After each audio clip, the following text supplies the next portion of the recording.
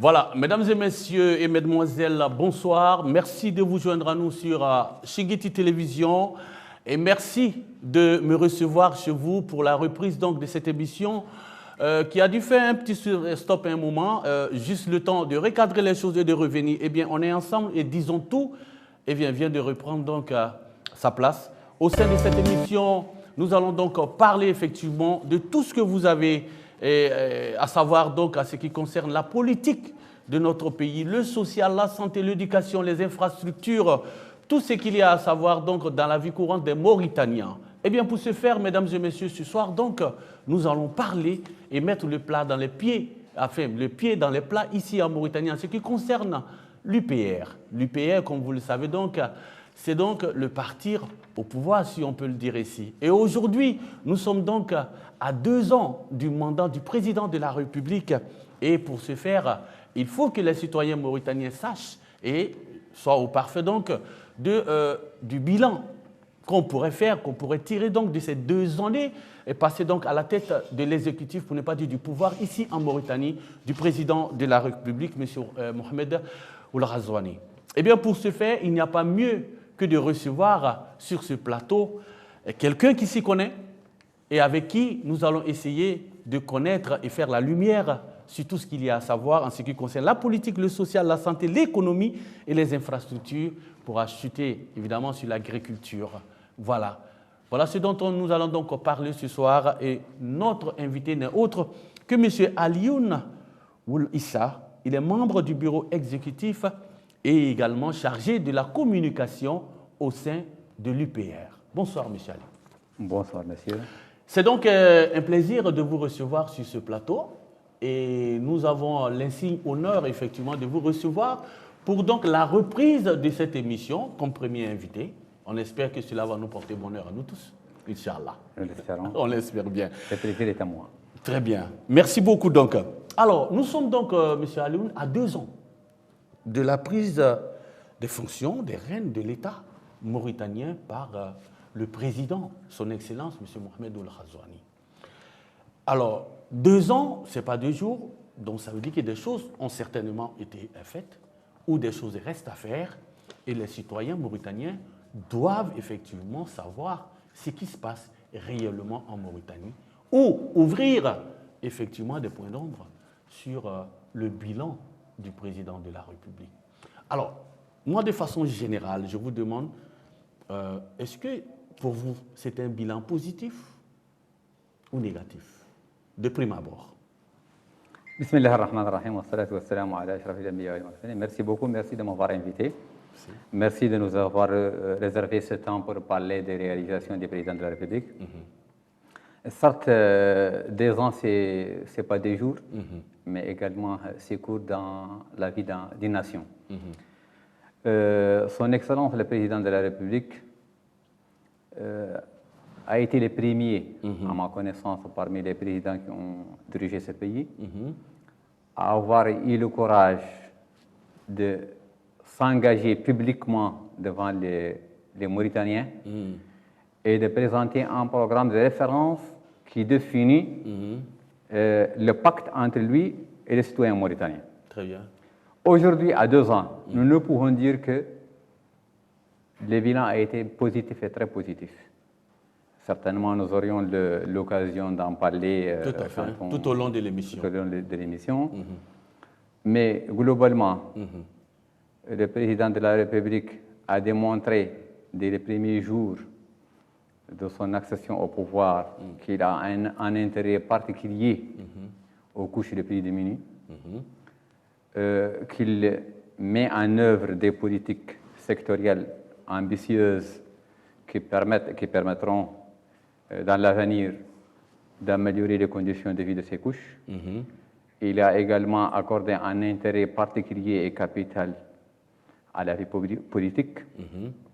Il a mis fin à cet affrontement entre l'opposition et la majorité. Cette polarisation des positions, c'est quelque chose d'extrêmement positif parce qu'il est parti puiser dans le référentiel culturel de ce pays.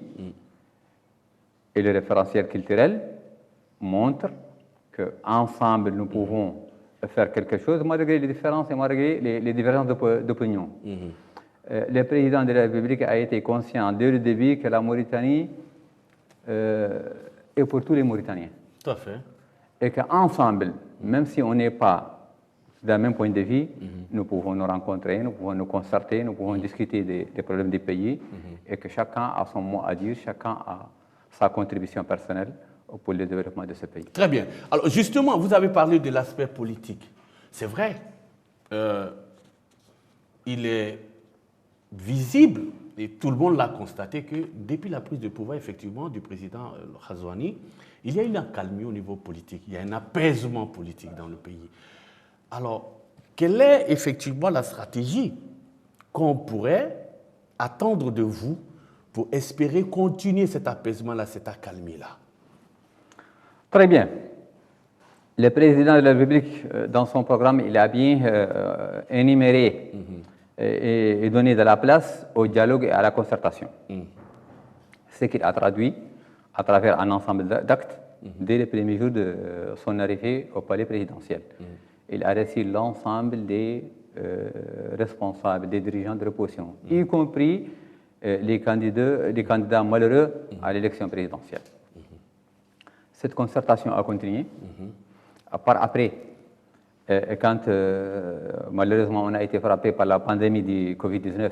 On va y arriver tout à l'heure, Inch'Allah. Oui, mais il y a une dimension politique assez importante. Très bien. Le président, lors de son discours, à cette occasion, a demandé à tous les Mauritaniens de s'unir et de travailler ensemble pour faire face à cette pandémie.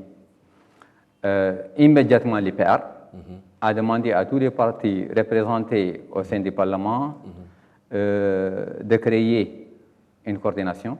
La coordination a été créée, elle se concerte et complète les efforts du gouvernement de lutte contre la pandémie. Par après, il s'est avéré qu'il est utile d'élargir cette coordination pour discuter d'autres questions. Aujourd'hui, cette coordination existe toujours et discute de l'ensemble des problèmes.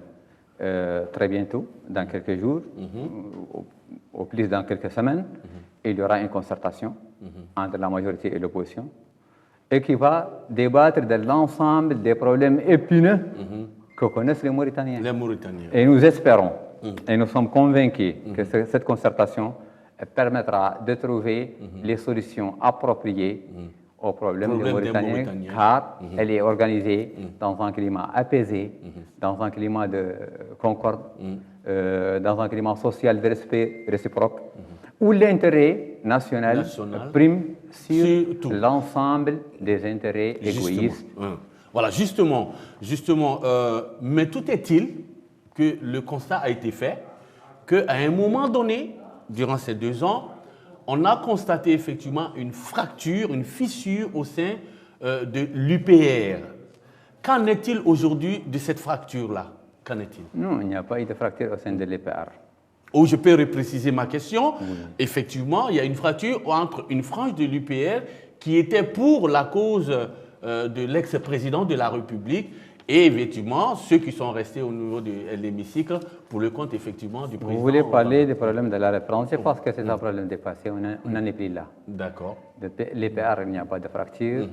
Ce problème a été réglé calmement par les gens de l'UPR. L'UPR n'est pas un parti pour un homme, il ne veut pas être la propriété d'un individu. L'UPR est un parti pour un ensemble d'hommes et de femmes qui œuvrent ensemble pour une cause commune. Et ils ont pris leur décision par rapport à cette question et le problème a été réglé et la page a été tournée et c'est fini. On n'en parle plus. Très bien. Alors, donc, force est de constater que l'UPR est au pouvoir et gère les affaires politiques et également sociales. Alors, sur le plan social en Mauritanie, quel bilan peut-on faire effectivement des 2 ans du président Ghazouani? Un excellent bilan. J'ai dit un excellent bilan. Vous vous rappelez que son Excellence le président de la République, Mohamed El Cheikh Ghazouani, quand il est arrivé, il a créé l'agence Ta'azur. Tout à fait. C'est une première dans l'histoire de ce pays. L'agence Ta'azur est dotée d'un budget annuel de 40 milliards d'ouguiya. Sans parler des programmes habituels des autres départements qui font également un travail en faveur des couches les plus démunies et les couches sociales les plus pauvres. La mission de Ta'azur est de réduire le fossé entre les riches et les pauvres, afin de permettre aux pauvres de bénéficier de conditions de vie décentes. Expliquez-nous de manière concrète, qu'est-ce que Ta'azur, dans les détails, qu'est-ce que Ta'azur a pu bien faire pour resserrer effectivement? Je vais expliquer. D'accord. Ta'azur a plusieurs programmes qui concordent vers un seul objectif, l'amélioration des conditions de vie des plus pauvres. Très bien.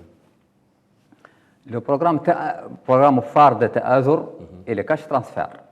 Aujourd'hui, 210 000 familles mauritaniennes bénéficient aujourd'hui d'un revenu mensuel stable qui leur permet de subvenir à leurs besoins.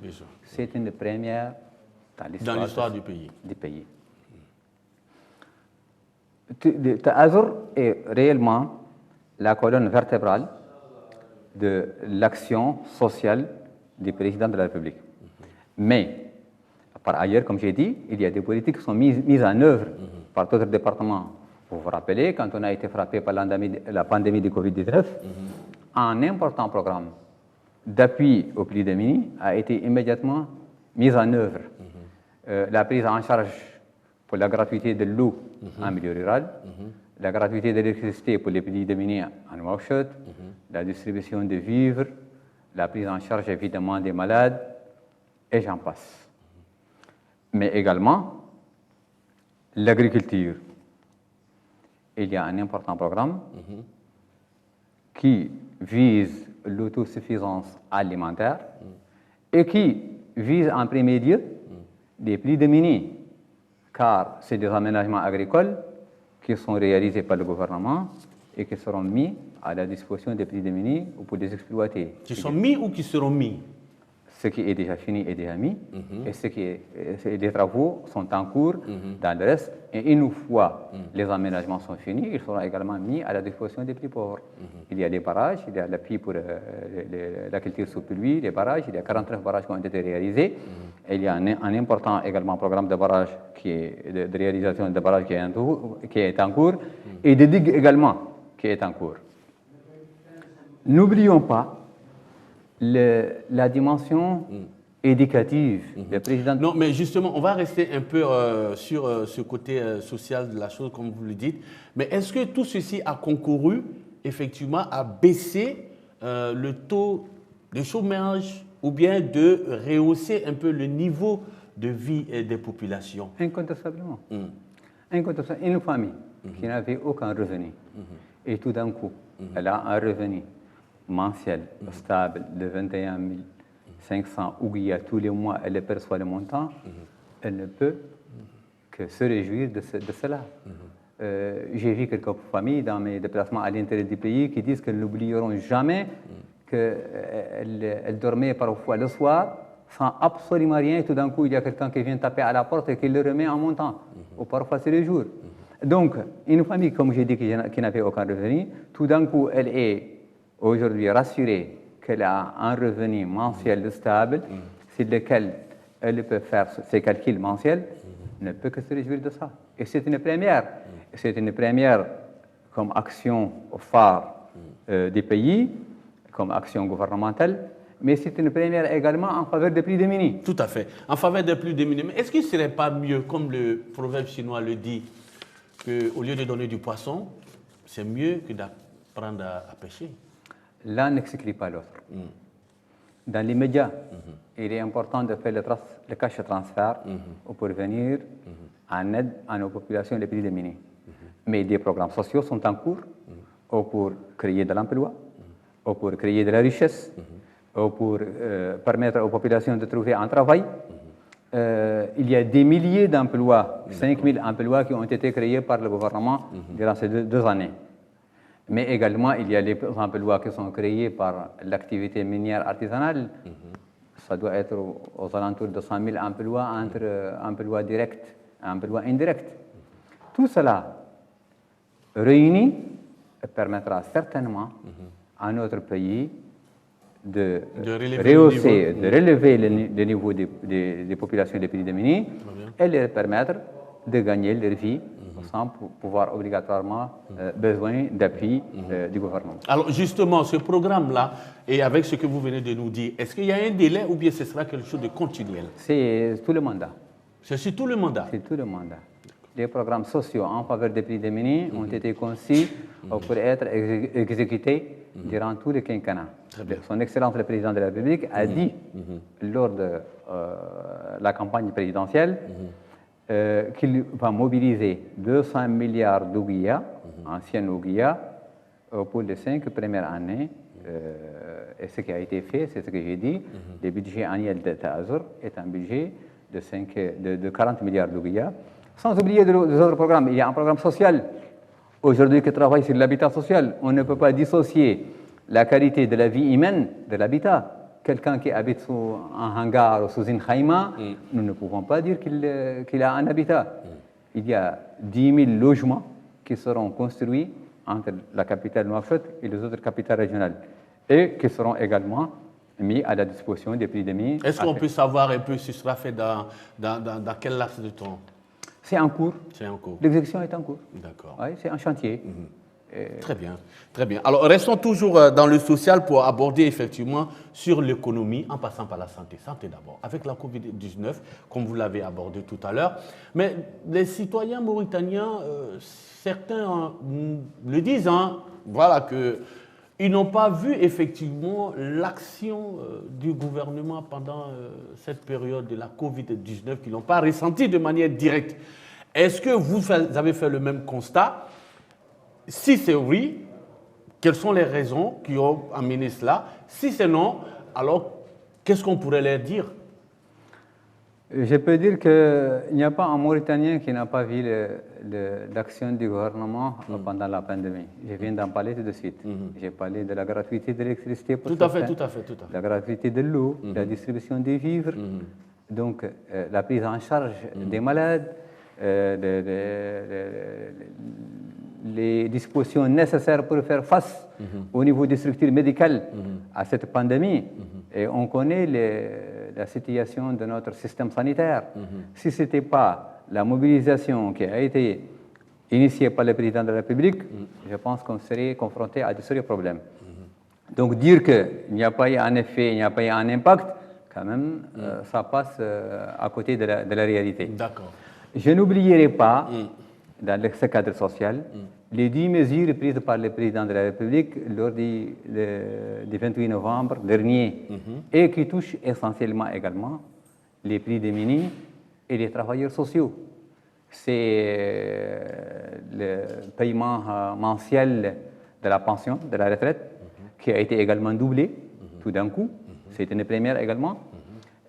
C'est la prise en charge des soins de certaines maladies, totalement. La gratuité. La gratuité totalement des gens qui font la dialyse. Il y a même un appui financier pour les malades de dialyse. Il y a un appui financier. Vous n'avez pas cette information. Il y a un appui financier. En plus de la gratuité, il y a même encore un appui financier. Un appui, oui. Il y a un appui pour les familles qui ont un enfant handicapé, un lourd handicap, qui est payé d'une façon régulière. Et il y a la prime d'éloignement qui était pour 9 mois, qui est devenue pour 12 mois, la prime de créé. Par rapport à l'enseignement. À l'enseignement, pour encourager nos enseignants. Il y a également la prime pour le personnel de la santé, qui a été également doublée. Donc, ces 10 mesures qui ont été prises par le président de la République, et toutes sont des mesures louables. Chacune permet et garantit l'amélioration de la vie d'une catégorie sociale de nos populations. Très bien. Voilà donc qui est dit. Alors, économiquement, nous savons que la pandémie de la Covid-19 a frappé le monde entier et tous les pays sont presque en récession, à l'exception de quelques pays qui ont pu quand même se maintenir, mais tout est-il que aucun pays n'est aujourd'hui en dehors des problèmes économiques qu'a posé donc la Covid-19. Alors dites-nous, est-ce que la Mauritanie économiquement a pu supporter le choc? Si oui, comment? Et sinon, comment et quelles sont effectivement les perspectives positives qu'on pourrait avoir pour l'économie mauritanienne? Oui. Comme vous l'avez dit, la pandémie a frappé l'économie mondiale en plein fouet. Oui. Notre pays est un pays pauvre, parmi les pays pauvres. Et donc, l'effet de la pandémie est un effet doublé.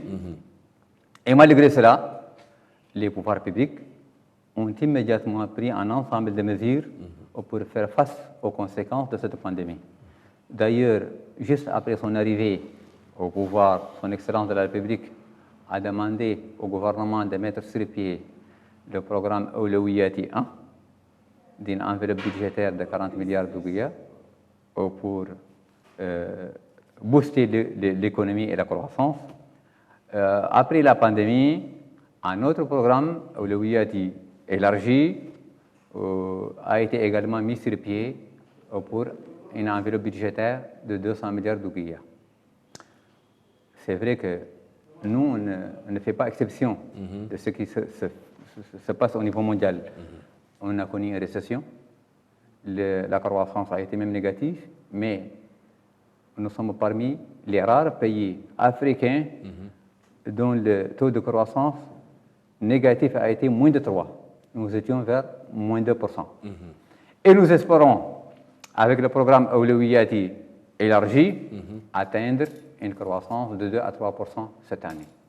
Donc, les conséquences de la pandémie, souhaitons-le, ne seront pas aussi graves pour notre économie et pour notre population. Le gouvernement a tout fait pour réduire l'effet de cette pandémie sur l'économie. Sur l'économie mauritanienne. Alors, en ce qui concerne les petites et moyennes entreprises, est-ce que selon vous, les 40 milliards qui ont été donc peut-être mis à leur disposition pour pouvoir les aider à supporter le choc qui a dû certainement les effondrer, est-ce que cela a eu un impact positif et quel est le retour que vous avez eu? Ce n'est pas au niveau des 40 milliards, c'est plutôt au niveau de 200 milliards. De 200 milliards. Oui, le programme Awlawiyati élargi. OK. Ce programme, il y a un axe au niveau de ce programme qui prévoit un appui aux petites et moyennes entreprises. Et l'enveloppe budgétaire est répartie selon une logique qui permet à l'économie d'absorber les effets de la pandémie et de créer, comme j'ai dit, une croissance qui génère une richesse et qui crée de l'emploi. Ces entreprises, à ma connaissance, dans l'ensemble, elles ont bénéficié ou elles continueront à bénéficier parce que le programme est exécuté sur 30 mois d'appui qui leur permettront de faire face aux conséquences de la pandémie et après, elles vont retrouver leur santé financière et continuer l'activité qu'elles exerçaient d'une façon tout à fait normale. Voilà, donc mesdames et messieurs, si vous venez de nous prendre à marche bien, vous êtes sur Shingiti Télévision, vous êtes donc à l'émission Disons Tout et pour ce faire, nous recevons donc ce soir monsieur Alioune Ould Issa, il est membre du bureau exécutif chargé donc de la communication de l'UPR et nous parlons évidemment des 2 ans, des bilans de 2 ans donc de la prise de pouvoir du président Mohamed Ould Ghazouani. Nous avons donc abordé le secteur politique, social, santé, économique et nous allons maintenant attaquer les infrastructures mauritaniennes. Est-ce qu'aujourd'hui, les infrastructures en Mauritanie ne sont pas un laissez-pour-compte? Je prends un exemple banal. Aujourd'hui, nous savons que la circulation à Nouakchott est difficile, très difficile. Alors, lorsqu'on prend le secteur routier, par exemple, nous voyons qu'il y a plus de voitures que de routes. Et nous avons entendu parler de la construction d'échangeurs par-ci, par-là, et nous avons même suivi un peu le démarrage des travaux de l'échangeur du Carrefour Bamako. Est-ce que ceci est suffisant pour pouvoir aérer un peu en termes de circulation Nouakchott? Et quelles sont effectivement d'autres mesures qui seront prises pour effectivement booster ce secteur-là? Très bien. En parlant de la circulation au niveau de Nouakchott, je dirais qu'une grande partie de la responsabilité incombe aux Mauritaniens, aux chauffeurs mauritaniens. L'incivisme? Le civisme, le manque de respect du code de la route, le manque de formation parfois même, les comportements irresponsables de nos concitoyens.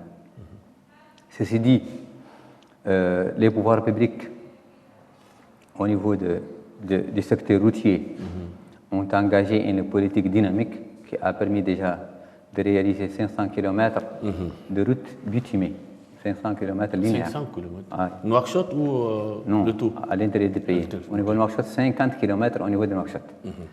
Achèvement de la voirie d'Agjucht. Mais également, il y a des travaux qui sont en cours. L'axe Nouakchott-Boutilimit, Boutilimit-Alec.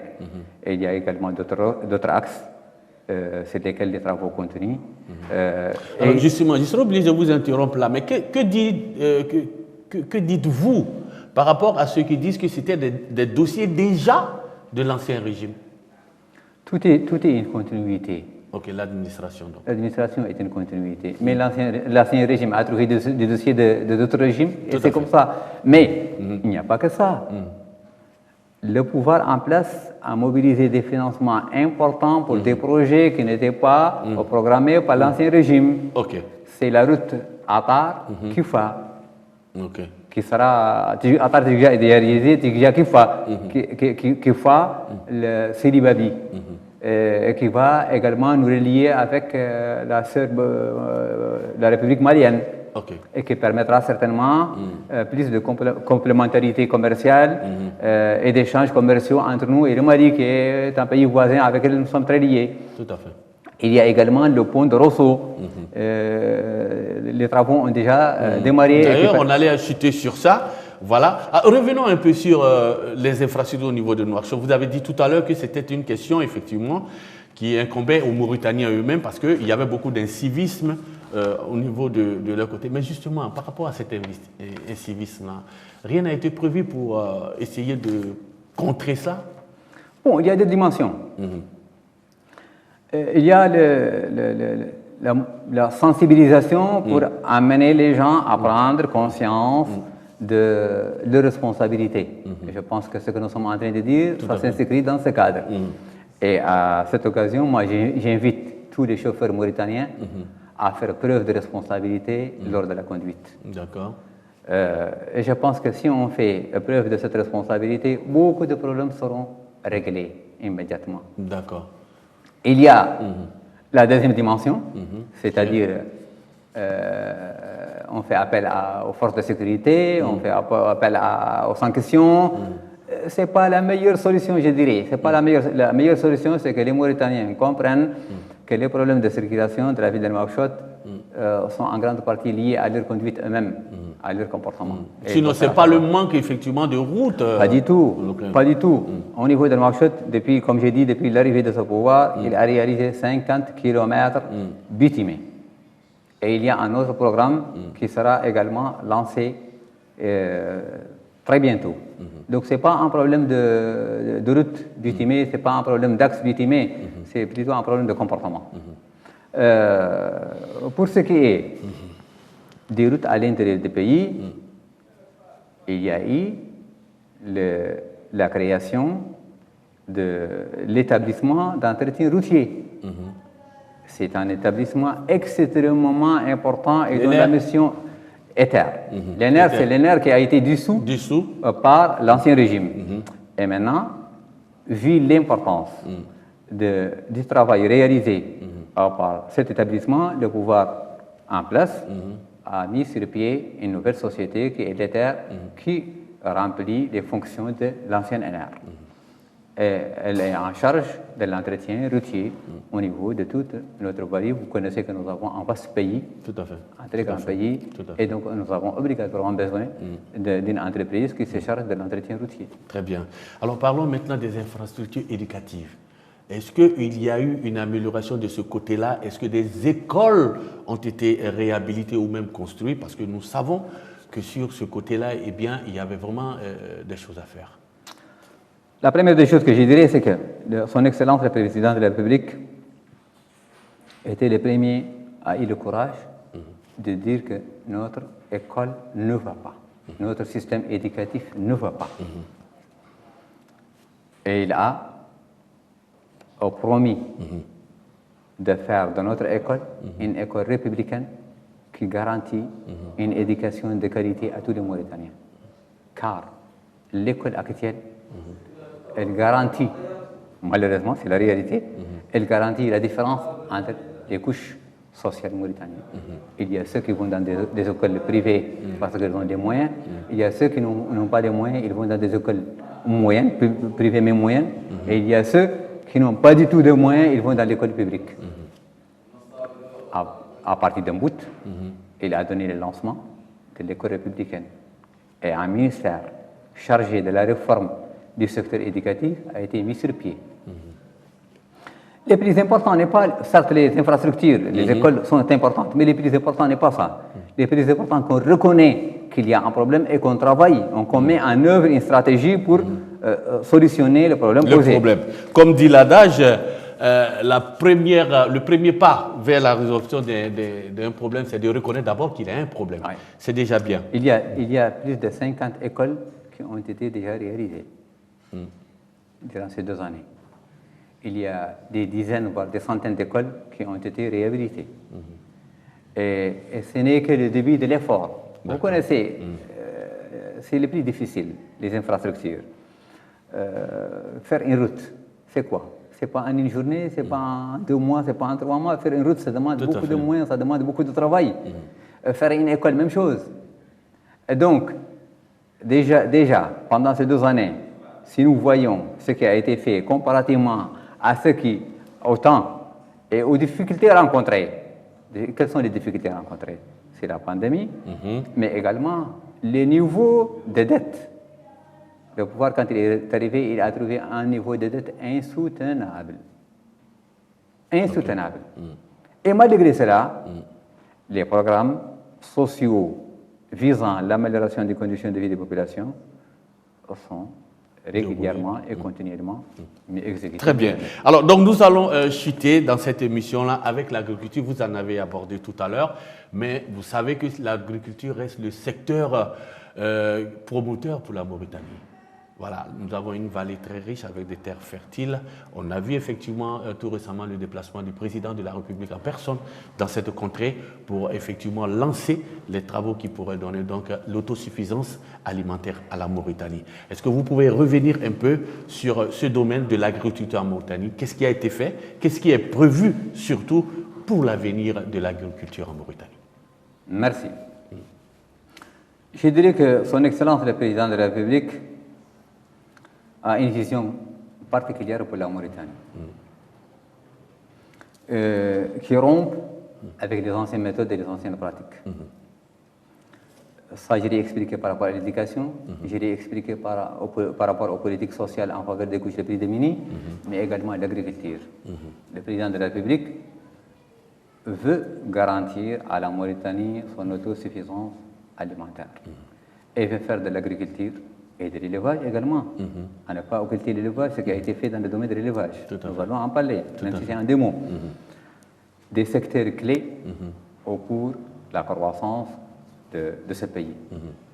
Comme vous l'avez dit, nous avons des terres fertiles, nous avons l'eau, et malgré cela, nous importons l'essentiel de notre alimentation. Ce qui n'est pas normal. Ouais. Le président de la République a donné ses instructions pour faire de l'agriculture un champ prioritaire afin de garantir l'autosuffisance alimentaire et d'améliorer les conditions de vie des populations et contribuer à la croissance du pays. Et quelles sont ces instructions? 5 000 hectares, dont 3 000 ont été déjà réalisés. C'est le premier chantier dans ce domaine. Mais également, il y a 3 000 hectares qui ont été réhabilités. Il y a également d'autres périmètres qui ont été réhabilités dans la vallée des Fleuves, que ce soit à Bogué, que ce soit vers Kiz.